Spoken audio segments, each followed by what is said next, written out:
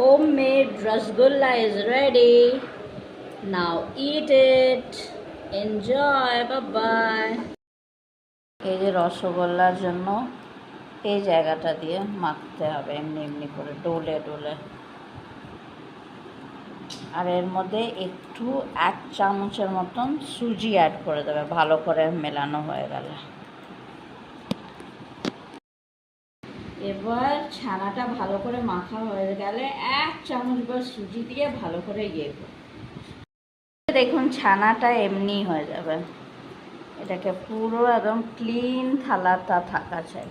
এবার ছোট ছোট আপনাদের যেমনি ইচ্ছে আপনারা লেচি করতে পারেন রসগোল্লার জন্য। যে আমাদের রসগোল্লা করে নেওয়া হয়েছে, এবার এটাকে জলে দেব,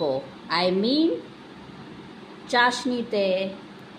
এই যে দেখুন চাশনিটা হচ্ছে, এর মধ্যে আমি কেশর দিয়েছি, আপনারা চাইলে স্কিপও করতে পারেন। এবার ছেড়ে দেব রসে। এই যে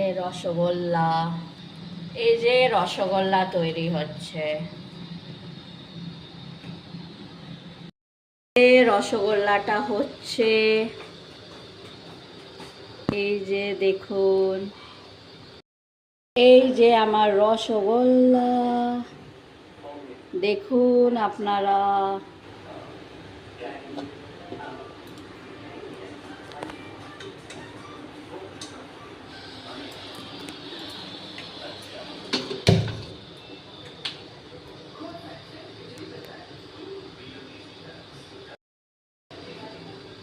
এই যে আমাদের সুন্দর সুন্দর রসগোল্লা দেখুন।